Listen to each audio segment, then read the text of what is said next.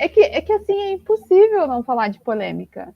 Porque no nosso mundo, principalmente quando a gente está lidando com o judiciário, é uma caixinha de surpresas. É apostar. É aquela lá. A gente está pior que cassino, entendeu? Cassino, se o cara senta lá em Las Vegas e aprende a regra do jogo, ele pelo menos é expulso.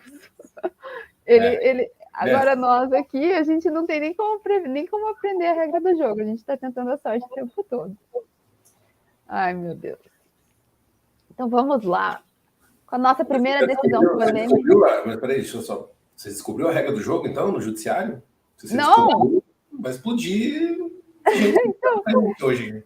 é isso que eu tô falando, que pelo menos em Vegas tem como descobrir a regra do jogo. Que tem gente que estuda, né? Sei lá, gente, não jogo nada disso. Nem estatística dá para você aplicar aqui. O judiciário, assim, é claro, né? Quando a gente está falando de tese, a gente realmente às vezes paga para ver, no sentido de se você não entra, você fica, meu Deus, posso perder, que foi o caso da exclusão do ICMS da base de cálculo do PIS e da COFINS. Muita empresa não entrou e depois se arrependeu. E daí tem casos que a gente pensa, não, isso aqui tem lógica, isso aqui realmente segue, tem uma linha de raciocínio muito semelhante a uma tese que já foi decidida. E vem uma decisão que você não esperava. Vamos lá. Exclusão do ICMS da base da presunção de lucro para apuração do lucro presumido. Esse caso, eu acho que, assim, quando a gente começou a falar disso, né, eu falei, nossa, é muito semelhante à exclusão da base de cálculo do PIS e da COFINS, porque, teoricamente, tem uma ligação ali entre os dois. Mas o STJ falou que não. O ICMS ele deve compor a base de cálculo do lucro presumido, ou seja, quando você vai fazer a apuração do teu IRPJ e a CSLL e você calcula o percentual de presunção, você tem que pôr o ICMS na base de cálculo desse percentual de presunção. E, assim, foi uma decisão, para mim, surpreendente, porque eu achei que isso seguiria a mesma lógica do PIS e da COFINS. Acho que a gente falou bastante sobre isso, né? Que era uma tese, assim, que eu falei, essa aí realmente tem lógica. E quando veio, eu, sinceramente, estranhei bastante. Você sabe que... nem sei que pé tá isso, tá? Mas tinha nos Estados Unidos, houve um estudo aí, uns anos atrás, de que a profissão do direito estava declinando cada vez mais, porque os computadores, né? Acho que é o tal do Watson, que tem lá da IBM, né? Uhum. Já estavam fazendo inteligência artificial, porque eles pegavam os precedentes, faziam lá uma análise, como se fosse um teste paramétrico, isso é estatístico, né? E aí ele já dava para você aqui, a ação é essa, o entendimento é esse, né? Essa é a linha. Então, de fato, né? Se as coisas têm uma coerência, daí você acaba não tendo. Uma máquina pode fazer isso, porque é mais racional. Só que isso nunca vai dar certo aqui no Brasil. Né? Pelo menos dessa forma aí, como a gente está vendo. Porque são dois pesos iguais, duas medidas diferentes. Né? Estou fazendo isso como uma piada mesmo. Porque o mesmo assunto, a mesma essência, tecnicamente a mesma coisa, decisões distintas. Né? E aí o que a Bruna falou, só para a gente ir um pouquinho mais para quem não está habituado com o tema, tá lembrado aí da exclusão do ICMS, da base de cálculo do PIS, PASEP e da COFINS? Tese do século, né? E tudo. Então, por que o ICMS foi retirado da base de cálculo do PIS, PASEP e da COFINS? Porque a legislação diz, olha, a base de cálculo do PIS, PASEP e COFINS é a receita bruta, certo? Aí tem uma diferença no regime cumulativo e não cumulativo. Mas beleza, é a receita bruta, certo? Tá, receita bruta é a receita de venda de mercadorias, prestação de serviço, operações contabilizadas em conta alheia, que seriam comissões, né? Deduzidos o IPI, que é um tributo cobrado destacadamente, os descontos incondicionais, beleza. E o ICMS, em virtude da forma de cálculo dele por dentro, constitucional, inclusive, e também trazida pela Lei Complementar 87 e 96, ele está ali dentro, mas não é receita. Né? Ele só está dentro, mas depois tem o ICMS destacado e foi justamente essa decisão. Não, tem que tirar, porque a receita é tudo menos ICMS e tudo aquilo que o IPI, que é cobrado destacadamente, que é por fora, tem que sair também. Se o ICMS está por dentro, é uma metodologia de cálculo. Então ele tem que sair também, porque não é de fato uma receita que a empresa está oferindo. Beleza. Aí a gente vai para o campo. Daí você tem várias teses, né, que a partir dessa saíram. Então dá para excluir o ISS da base de cálculo do PIS, PASEP e COFINS. É uma tese. Dá para excluir as próprias contribuições, PIS, PASEP e COFINS da própria base. Outra tese. E aí teve uma... Veja, isso tudo a gente entende tecnicamente que tem sentido. Aí tem a questão do lucro presumido. IRPJ, contribuição social sobre o lucro líquido. Que ao invés de você tributar o teu lucro real, você vai fazer o quê? Você vai pegar a tua receita bruta, vai aplicar percentuais de presunção. É como se você presumisse, e na verdade, presumir uma lucratividade, se você é comércio ou serviço, a partir da tua receita bruta. 8% geralmente lá para comércio, 32% para serviço, isso para IR. Aí tem a contribuição social sobre o lucro líquido, né, que é 12% ou 32%.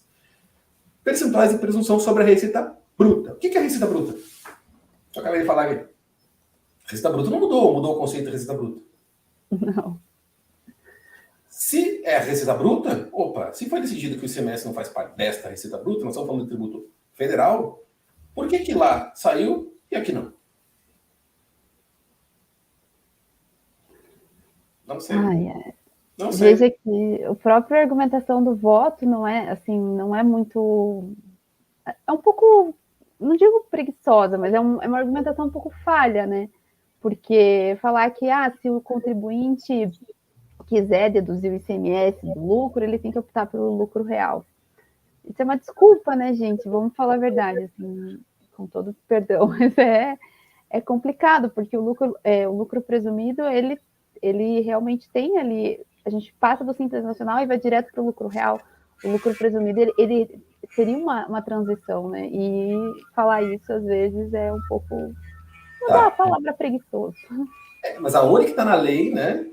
Dizendo que está no presumido, olha, no presumido, se estivesse na lei, no presumido, a receita bruta é isso, considerando o ICMS calculado por dentro, justamente, aí tudo bem, na lei que falasse do presumido, trazendo uma diferença, poderia até ser argumentado que, se você vai para o real, aí você tem lá na tua DRE, receita, menos os tributos cobrados ali, destacados, teu resultado. Ótimo. É uma bela de uma explicação se tivesse isso na lei. Né? Maravilha. Está na lei isso? Não. Fala lá, vamos pegar aí na 9618, não é 9618, desculpe, na IN 1717, que fala sobre o IRPJ. Fala alguma coisa, tem essa distinção da definição de receita bruta.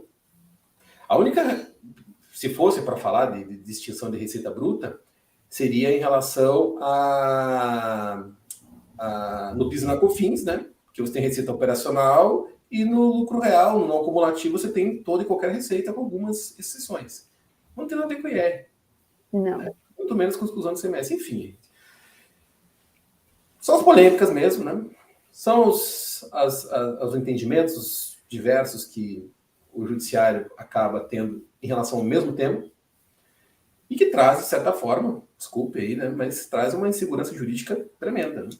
O que nos leva a acreditar que quando a chave do cofre está mais apertada, as decisões precisam ser diferentes, né? Mais para o fisco. As decisões não são jurídicas, desculpe, nem técnicas. E me perdoe aí também, porque tem essa questão do direito, é uma ciência autônoma, ok, então os conceitos contábeis não necessariamente se aplicam, enfim, mas, gente, tem coisa que passa do limite, né? Eu acho, na minha opinião. Sim. Se pudesse falar mais uma coisa, que principalmente quando a gente está falando com um empresário, né, e com a contabilidade, que queira ou não queira, que cuida dessa parte, é que apostar em tese para planejamento de gestão financeira, gestão tributária, não é uma política inteligente. Tem formas muito mais fáceis, seguras de gerir um departamento tributário. Isso assim, é uma coisa que tem que ser internalizado, né? Às vezes a gente pensa, oportunidade, tese é uma aposta. Aposta, às vezes, dá errado. Então, o departamento tributário, ele pode ser uma diferença muito grande dentro de uma empresa. É o coração da empresa, ele vai definir muita coisa ali. mas precisa de uma gestão eficiente sem contar com o judiciário. O judiciário você falou uma coisa bem interessante, né? Na verdade, a tese, não assim, fique bem claro, não somos contra a tese. Não.